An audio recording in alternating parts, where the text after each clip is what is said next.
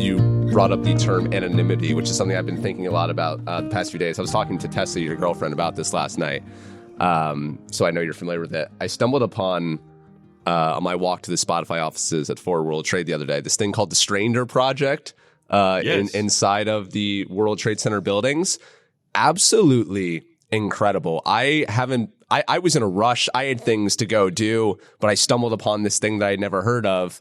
And I ended up spending like 30 minutes there. For those of you who don't know, the Stranger Project was started in like 2009 by this guy whose name's escaping me, but I want to get him on the podcast in the future. It's essentially like a traveling exhibit. And right now it's stationed in World Trade, where this guy essentially has people come in and handwrite on a piece of paper a note that is completely anonymous. And it is for people just to completely say whatever they want, they can express themselves however they want. And a lot of people kind of take it to the like, what would my dying words be? Like that's what I thought. That's how I was perceiving a lot of what people were saying. Because a lot of people were like, I just want this person to know that I love them. This is my biggest regret. I wish I hadn't done this. I saw a few heartbreaking ones that were like, I'm sitting next to my girlfriend right now. I'm so in love with her, but she just isn't in love with me anymore. And like, we're actually sitting next to each other as I'm writing this. There's a lot of things that people keep bottled up and would never say. And so I'm just curious. I spent like 30 minutes there. I know you've been there. When you checked out this thing where they post all of these messages as well, these anonymous messages, what was your reaction when you first stumbled upon that? Yeah, so I mean, to take it even like a step further, you're just kind of walking through. It's in the Oculus at the World Trade Center, which if you've ever been to New York, it's like the giant whale tail looking thing. And then you go deep down into like essentially like a shopping center. And I think you went to the new location for it. It wasn't a different one where it's just like in between a Jamba Juice and like a Men's Warehouse or something. And I was just walking, and the front glass panel is like just covered in papers, just a bunch of papers. And you're just like, what is this? And it catches your eye and you just start reading it. And yeah, like I've actually been several times to it. It really is just like this profound feeling as you're reading it. Yeah. Like, it's just like, wow, this is, I have no idea who this person is. I'll never know who this person is.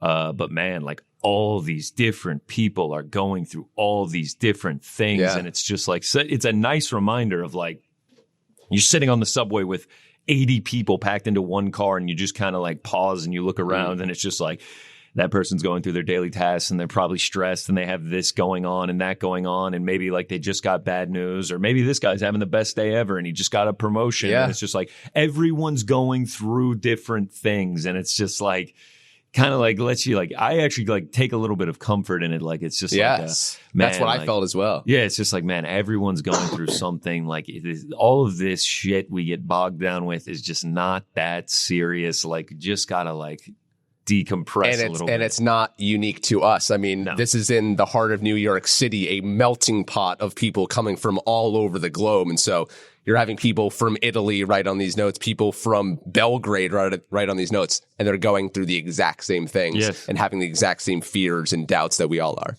It's pretty crazy. I mean, it's just like, it's just life. That's just like how it is. Yeah, it is crazy. So whoever did start that is, just an insane project and undertaking. And it's a really beautiful thing. Yeah. I want to, if I like moved to New York City or something, I would definitely love to volunteer. I would love to work at something like that in that capacity, because the whole kind of genesis behind it is kind of what you just alluded to. Have you ever walked by someone and wondered what is going on in their life? Like, what are they on their way to go do? What's going on through their minds? I definitely have that thought from time to time. All the time. So dude. Cool. There's times where I throw my headphones in and I just listen to like some sort of classical music, and I'll just kind of look around and I'll just be like, man, all these people are just going through different shit. Everyone's got their own struggles, their own story, childhoods, heartbreaks, successes, failures, all these things. I was riding the Amtrak down here from Connecticut the other week, and this girl was sobbing almost the entire ride. Now, of course, here I am sitting here. I didn't ask her what was wrong or anything. I mean, it looked like a very emotional time for her, but I couldn't help but just sit there and wonder, like, man, like, did like did she just kind of like break up with her boyfriend and like that's all it is? Or like, did she just lose her mother or something like that? Like they're just like, you just never know what people are going through. People were incredibly honest and tearing their hearts open on this thing. And it kind of had me wondering, like, I've had a couple people tell me, Troy, you're oversharing.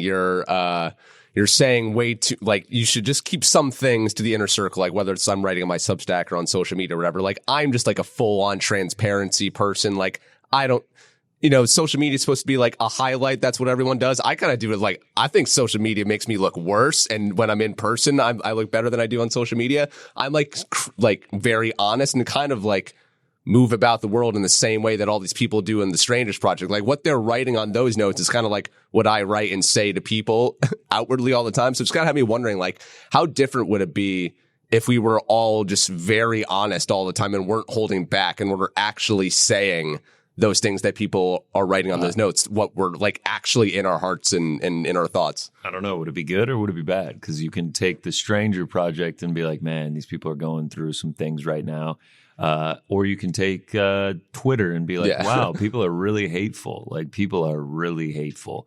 And isn't it wild how, like, what people will say when they're anonymous, when they know they're not going to be judged for it, when they know no one is going to tie them to it at all, what people will do and say. Because obviously that's how you really feel. That is who you are when you are saying things anonymously. Like, if anything, that is you showing your 100% true colors because you don't think anyone is going to judge you for it or anything like that.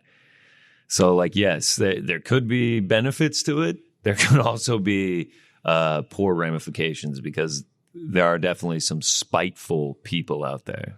Yeah, so amazing project. I urge all of you to Shout go. out to the Stranger Project. Did not think that was going to come up. Yeah, We're talking to Sergei Pavlovich. Now we're talking Stranger Project. I urge all of you to go check it out. And again, I will try to hunt them down to talk on this podcast.